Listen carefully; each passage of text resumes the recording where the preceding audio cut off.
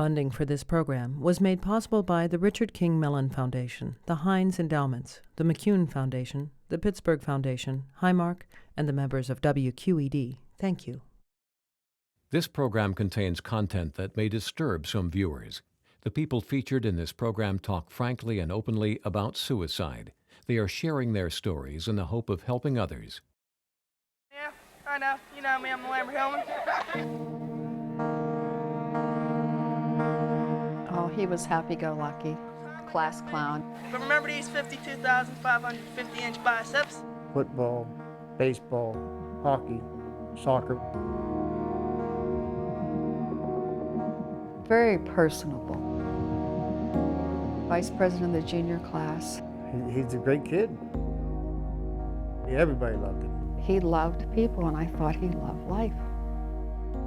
Lambert Hillman spent the final moments of his teenage life here on this bridge above the Monongahela River. Official cause of death, suicide. The family's sentence, a lifetime of grief and regret. I was his mother, and I should have seen his pain, and that's what hurts. Lambert's mother, Kathy, would find out she wasn't alone. We lost our youngest son, Tom. He jumped out a 16-story window. We lost our son, Jonathan. Showed us no signs of anything wrong. And I seen his legs and his feet in the bathroom.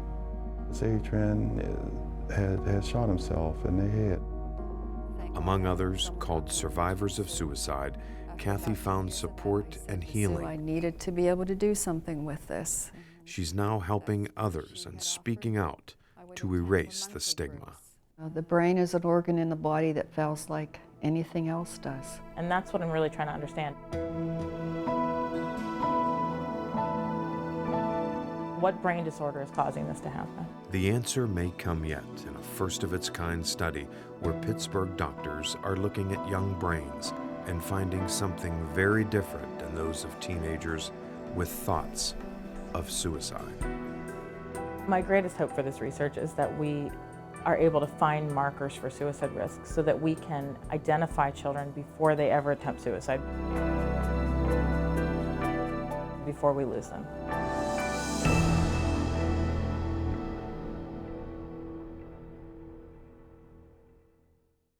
Lambert was a premature infant, and I remember praying to God, please let me get to know him.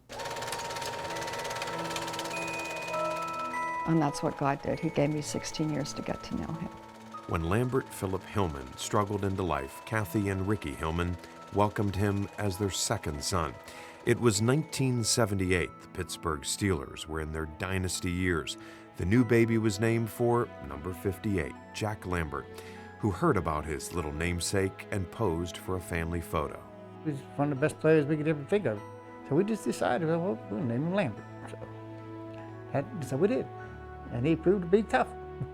Loved sports, baseball, football, hockey. He was a loving kid, a very concerned kid. He loved his family too, but the marriage was troubled. Kathy and Ricky would divorce when Lambert was 3. The boys stayed with Kathy. She later remarried. Her sons grew up loving their stepfather, Marty, but stayed in touch with their dad too. Proud as a peacock. And I just was lucky enough to have both my sons on the same team. It makes you proud.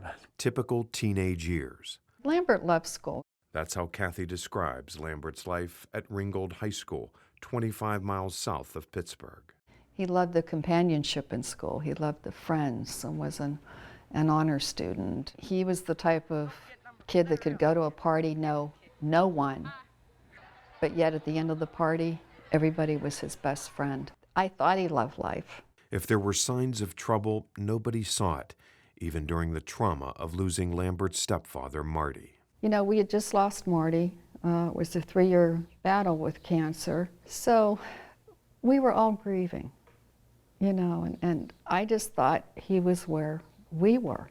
And by all appearances, he was, talking about the future, happy and in love with his girlfriend.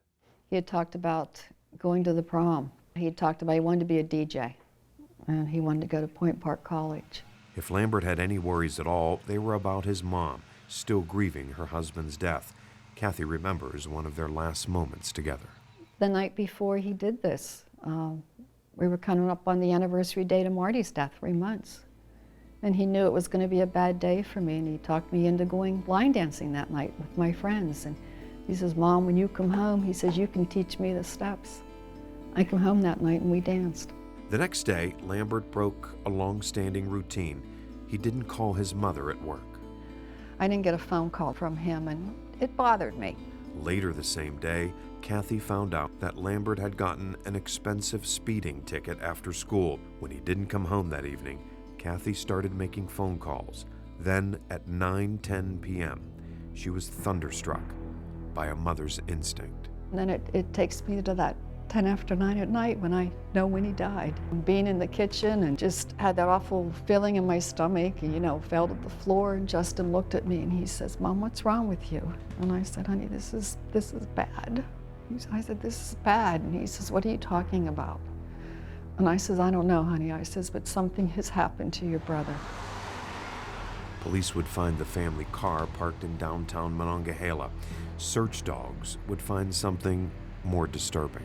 The one detective came over and grabbed me, and he said, we got his scent. And I says, where did you get his scent? And they said, up on the bridge.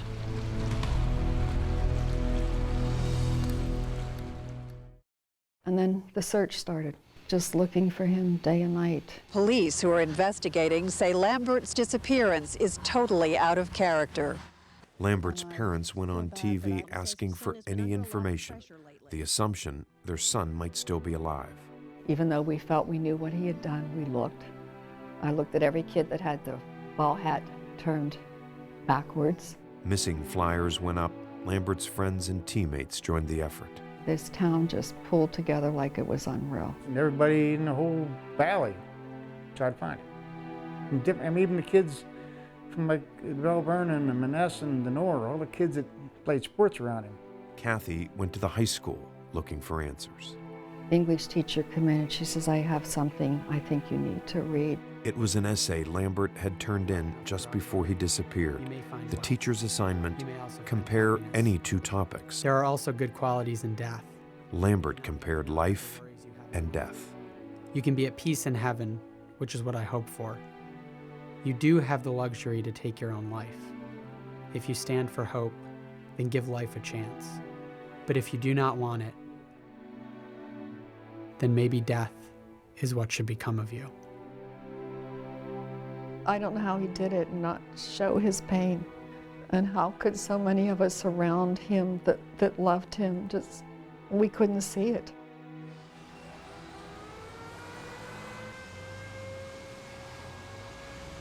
The fire whistle went off, and I knew exactly what happened.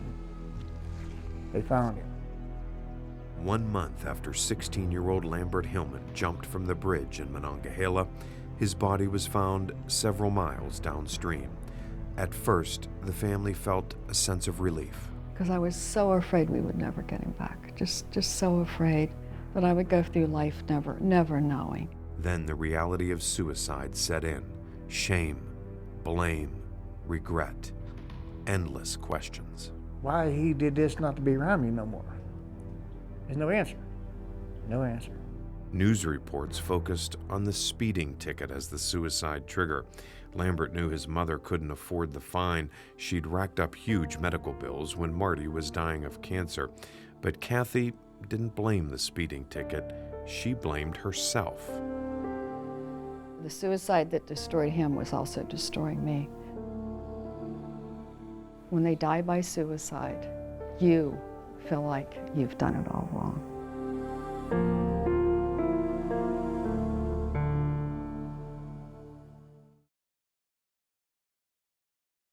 You know, I pulled out all these school pictures and I laid them out on the floor and all the grades, and I looked at them, trying to figure out, okay, when did this happen?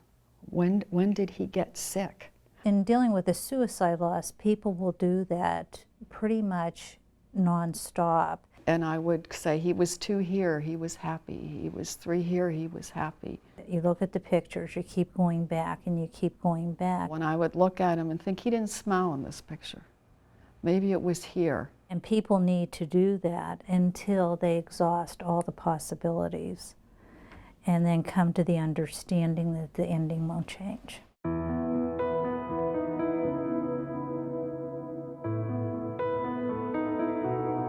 Kathy was at her lowest point emotionally and physically.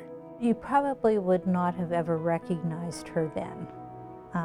She had difficulty even walking. And then Kathy met Sue Wessner.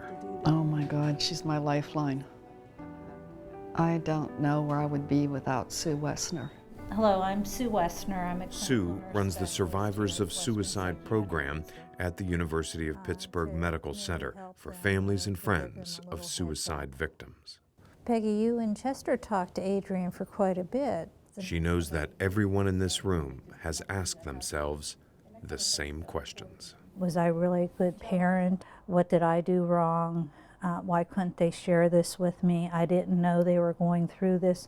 The questions just go on and on and on. Kathy went reluctantly to her first group meeting back in 1995. She didn't say a word for 3 weeks, but later opened up because others did too.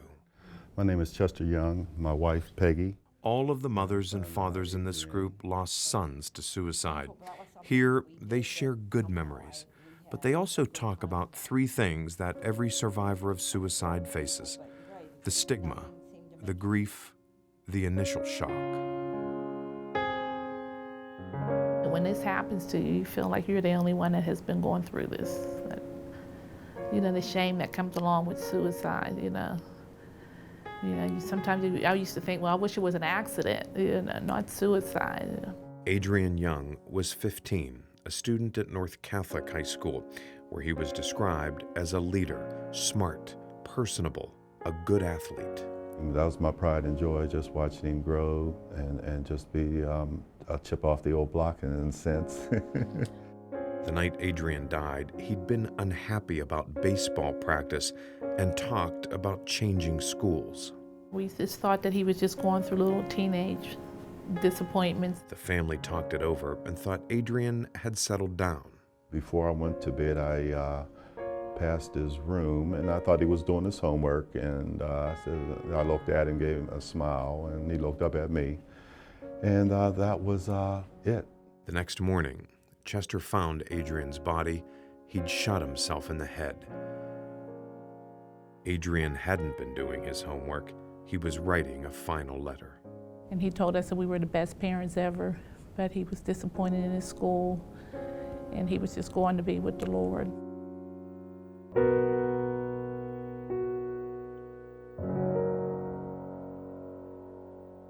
I know when it first happened, I mean, my wife used to get frustrated because people would avoid her in the grocery store. And I don't blame them. I mean, it's a horrific situation to have to confront. And it's not that you don't want to speak to that person, it's that you don't know what to say. You know, Right. God, You what don't know do what to say. what do I say to the person? They just lost their child. One of the things he wasn't like your typical teenager was he was open with us. We tended to know what went on in school, what went on in his life. But Jonathan Madigan never said a word about suicide before ending his life in the family's basement. He had hung himself from a chin-up bar that he had done thousands of chin-ups from. He was a senior at Central Catholic High School. Had his life ahead of him. When it happens in your life, so close to your life, that you need to find answers. But if it's cancer or heart attack, you're never questioned. What Jack learned here was to get beyond the stereotype. Teenagers who die by suicide aren't always visibly troubled, or having trouble with friends, or doing poorly in school. And I believed that before it happened to me. And I guess when it happened to me and I look back on it and I think, but he wasn't troubled, he didn't have problems, he was not a person that you would ever expect that type of behavior from. I feel like my son died of a mental illness. You know, it took his life, unfortunately, and it was undiagnosed.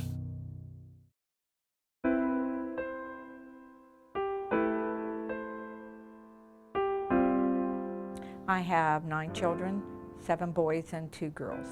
Elma Fink would lose the youngest of those 9 children to an illness that did show itself, but was something the family couldn't fight. Tom was a junior at Sewickley Academy when depression and thoughts of suicide overwhelmed him. Hospitalization and medication did not help. He left a therapy session and let himself in the building across the street and sat on a 16th-story window ledge and leaned forward. So there was a closed casket, and I never said goodbye and never saw him. Dealing with the grief of losing Tom was Elma's first and most difficult step. The first couple months you're just plain numb, and after that you try to figure out something to do to get over the awfulness of it. It's very difficult because grief doesn't come with a page of instructions. Finding support was the second step. And getting involved in groups where you can actually talk about it with other people who actually understand where you're coming from. You can't say to somebody, I understand your pain, if you've never walked with great pain and ever lost a child. Elma says the pain eases with time but never leaves for good. And like the others here, she's less concerned about her own pain but haunted by her son's. This is how I like to remember Tom, as Laughing Tom. You know, I miss Tom a lot, and I talk to him sometimes. I think about him, and I think sometimes he's saying, I'm okay, Mom, and I'll see you on the flip side.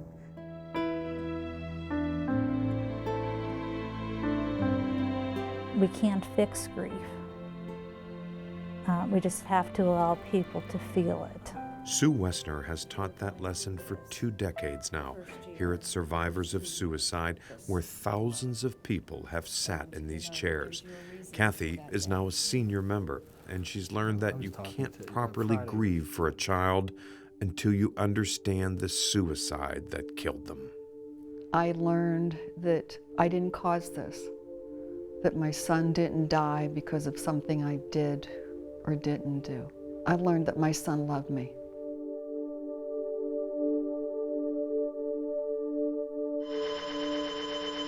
This is the button glove you're going to be using in the scanner. Can you see the screen back there? I see it. People's understanding of what causes a suicide may not be accurate and is likely not accurate, but in fact there may be a brain disorder that we're just beginning to understand.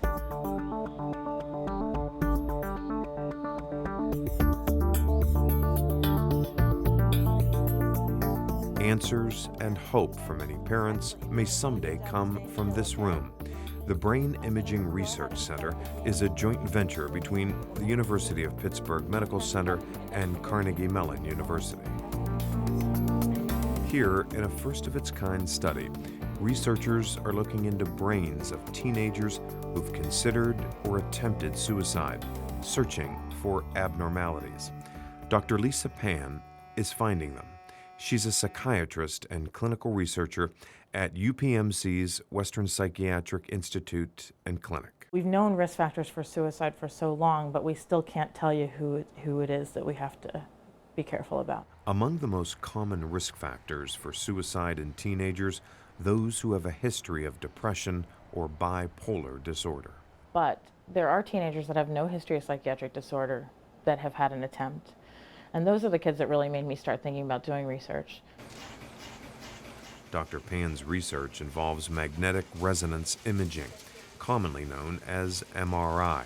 She's studying the brains of 3 groups: healthy children, like the 2 volunteers you see here, also children with depression who've never attempted suicide, and children with depression who have attempted suicide. Are you comfortable? Yeah. Once the volunteers enter the scanner, they'll respond to a series of tasks and images projected onto a mirror positioned above their eyes. This test asks the teenagers to press buttons identifying faces as male or female. But what we're really looking at is the brain's response to that emotion that they see in front of them. Does the brain see an angry face as potential danger? Does it properly warn the child? Another task looks at impulsive behavior. There's an issue of impulsivity where we have teenagers that have attempted suicide, and they did it before they even processed that they were about to do it. This is the one where you press for all the letters except the letter V with your index finger, okay? Now the children are asked to press a button for every letter they see except the letter V. The idea being, it's easy to press the button, more difficult to hold back when the letter V appears. Is the child who has a history of suicide attempt unable to stop themselves when they have an impulse? Do they act before they have the ability to use the brain circuit to say, wait a minute, I need to stop now, and this isn't safe, this isn't good? What Dr. Pan has been watching all along is brain activity, blood oxygen levels, indicated here in yellow. When a teenager needs to stop an impulse, such as pressing buttons or putting the brakes on certain behavior, the brain requires strong blood flow to activate that portion of the brain. And what we found is that when we use this very simple task of inhibiting that impulse, in healthy kids and kids with depression, we have normal activation in that circuit. But in children with suicide attempt, we don't have enough activity there. Take a look at the green bar. It shows the activity in parts of the brain that helps a teenager stop an impulse. It's quite strong in the healthy children. The same holds true even in depressed children who've never attempted suicide. But look at the drop in brain activity for teens with a history of suicide attempts. And you can see that the attempters have much less activity in that area of the brain. An indication that there's diminished function in parts of the brain that stop impulsive behavior. The same holds true for the FACE test. There's less activity in the prefrontal cortex, the part of the brain that subconsciously appraises emotion, including potential threat. What it says to me is that when a child is confronted with a negative emotion, their ability to focus and appraise what that negative emotion means may be impaired. The results are still preliminary. The study continues through the year 2014, but it's already showing that suicide appears to be an illness in itself. It really seems to me to be a different disorder. The propensity for a suicide attempt is actually separate from many of the other diagnoses. Dr. Pan hopes the results will eventually help to better identify children at risk, lead to better medication, and break down the stigma surrounding teenage suicide. The thing that I've had parents ask me the most is why this happened. Too often, people attribute it to a stressor or some characteristic of the child or something that wasn't done. And what I want to say is that I think we have another brain disorder here that we did not understand, that any amount of intervention could not have helped if that person has left. My greatest hope for this research is that we are able to find markers for suicide risk so that we can identify children before they ever attempt suicide, before we lose them. We're not there yet, but hopefully through Lambert and through all the others we have lost to suicide, someday we're going to be there. Since her son's death in 1995, Kathy has become one of the region's best-known advocates for survivors of suicide. And this is just the one chapter. She works closely with program head Sue Wessner and now conducts survivor support groups on her own, reaching out to others who now sit where she once did. Kathy means to these families who've lost children that there is hope, that there is a future. A wonderful person and has been gracious and kept that meeting alive once a month so that people like my wife and I can come when we can.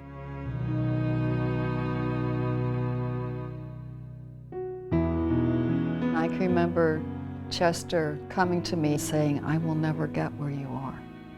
I will never get there. She just was there for us. I don't know how we would have lasted this long or existed because we were so much in turmoil. Hearing other people's stories, you have so much empathy for them and so much feeling for them that you feel that when you're telling your story, they have that empathy and feeling for you as well.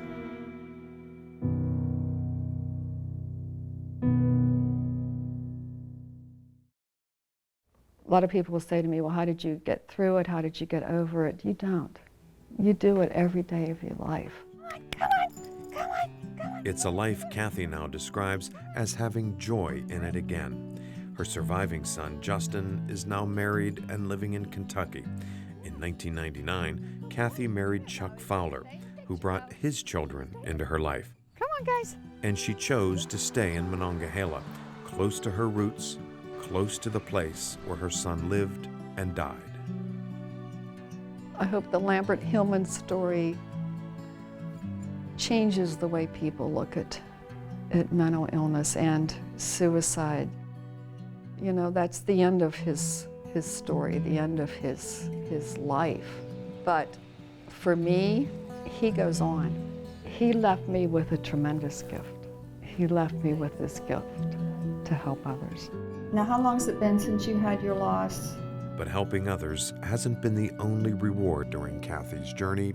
Along the way, she got back her memories of Lambert, too. His pictures aren't damaged by the suicide anymore. His pictures are who he was. I see a happy kid and a kid that we shared a very good life with. My fun-loving son, my son that loved life, my son that had hope and a bright future is who I see. See you later. Yeah, have fun.